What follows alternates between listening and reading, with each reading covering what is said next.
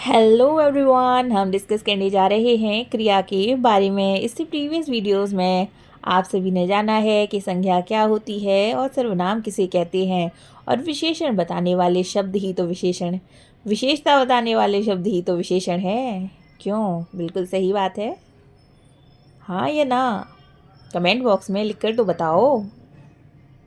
चलिए, आज हम एक नए टॉपिक की शुरुआत कर रहे हैं जिसका नाम है क्रिया। क्रिया शब्द को सुनते ही आपके मन में क्या विचार आते हैं, बताइए। बिल्कुल सही कहा। क्रिया शब्द को सुनते ही ऐसा लगता है कि क्रिया का मतलब कुछ काम करने से रिलेटेड है ना? चलिए, आइए इसे समझते हैं। क्या होती है क्रिया? किसी काम के करने या होने का बोध कराने वाले पदों को ही हम क्रिया कहते हैं। नहीं आया समझ में? चलो तो फिर उदाहरण के माध्यम से इसे समझने का प्रयास करते हैं। सीता कहानी लिख रही है, ये पहला वाक्य है। और दूसरा वाक्य है राम पुस्तक पढ़ रहा है। तो इन दोनों वाक्यों में क्रिया क्या है? सीता तो संज्ञा है, ये तो हम सभी जानते हैं, राइट? तो सीता क्या काम कर रही है, बताइए। बिल्कुल, लिखने का काम कर रही है ना। तो क्रिया क्या होती है? क्रिया का मतलब है काम करना।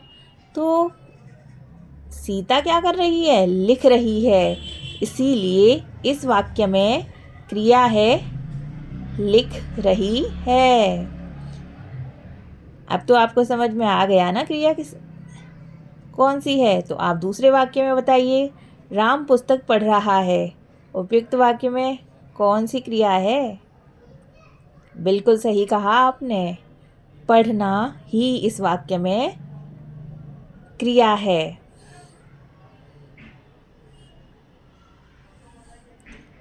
क्रिया तो आप सभी को समझ में आ गई। क्रिया क्या होती है? किसी काम के करने या होने का बोध कराने वाले शब्द या पद ही क्रिया कहलाते हैं। तो चलिए, अब हम जानते हैं धातु के बारे में। धातु, क्रिया के मूल रूप को धातु कहते हैं। जैसे कि आपने दूसरे वाक्य में देखा था ना कि राम पुस्तक पढ़ रहा है। तो पढ़ना क्या है? क्रिया है। अब इसमें धातु क्या होगी? डेफिनेशन क्या कह रही है कि क्रिया के मूल रूप को धातु कहते हैं। तो यहाँ पे पढ़, खेल, ये क्या है? ये धातु हैं। जब हम मूल धातु में ना प्रत्यय जोड़ता है तो क्रिया का सामान्य रूप बन जाता है। जैसे कि पढ़ना, खेलना। इसमें पढ़ और खेल मूल धातु हैं। अब हम चर्चा करेंगे धातु के रूप के बारे में। धातु कितने प्रकार की होती हैं? धातु 3 प्रकार की होती हैं। सामान्य धातु, व्युत्पन्न धातु और नाम धातु। आइए चलिए एक एक कर हम इसके बारे में जानते हैं। धातु तो आप सबको समझ में आ गया कि क्रिया का मूल रूप ही धातु कहलाता है। सामान्य धातु क्या होती है? मूल रूप में ना प्रत्यय लगाने से जो रूप बनता है उसे हम सामान्य धातु कहते हैं। उदाहरण के लिए पढ़ एक मूल धातु है और पढ़ाना सामान्य धातु है। उसी प्रकार सो एक सामान्य धातु है। क्या ये सही बात है? नहीं, सो तो मूल धातु है। और सोना क्या होगा?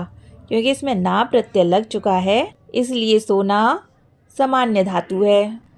चल एक मूल धातु है और चलना क्या है? सामान्य धातु। तो आप सभी को सामान्य धातु के बारे में तो समझ में आ ही गया। जब हम मूल धातु में ना प्रत्यय जोड़ते हैं तो सामान्य धातु बन जाती है। अब हम जानेंगे व्युत्पन्न धातु कौन सी होती है। सामान्य धातु में प्रत्यय लगाकर या किसी अन्य प्रकार से बनाई गई धातु को हम व्युत्पन्न धातु कहते हैं। उदाहरण, तो चलिए इसे उदाहरण के तो समझते हैं। जैसे देना क्या है, मूल धातु है। दिलाना या दिलवाना व्युत्पन्न धातु है। पर इसमें भी तो ना प्रत्यय लग रखा है ना, तो फिर ये सामान्य धातु क्यों नहीं हुई? जैसे दिलाना, दिलवाना, ना है ना इसके अंदर। क्या आप कमेंट बॉक्स में बता सकते हैं लिखकर? जी हाँ, यहाँ पर ना प्रत्यय नहीं है, यहाँ पर दूसरा प्रत्यय इस्तेमाल हुआ है। इसके बारे में हम चर्चा करेंगे जब हम प्रत्यय के बारे में पढ़ेंगे, ठीक है। दूसरा उदाहरण है चलना। चलना क्या है? चलना एक सामान्य धातु है और चलाना या चलवाना एक व्युत्पन्न धातु है। अब हम जानेंगे नाम धातु के बारे में। संज्ञा, सर्वनाम और विशेषण शब्दों में प्रत्यय लगाकर जो धातु रूप बनता है उन्हें हम नाम धातु कहते हैं। उदाहरण के लिए संज्ञा शब्दों से बने नाम धातु कौन सी है? जैसे कि बात। बात क्या है? संज्ञा है। और वत्याना ही नाम धातु है। क्या आपने वत्याना शब्द कभी सुना है? अगर हाँ तो कमेंट बॉक्स में टाइप कर बताओ। उसी प्रकार गर्म एक विशेषण शब्द है और गरमाना क्या है? नाम धातु है। सर्वनाम आप क्या है? सर्वनाम शब्द है और अपनाना नाम धातु है। तो आज हमने जाना क्रिया के बारे में और धातु के बारे में।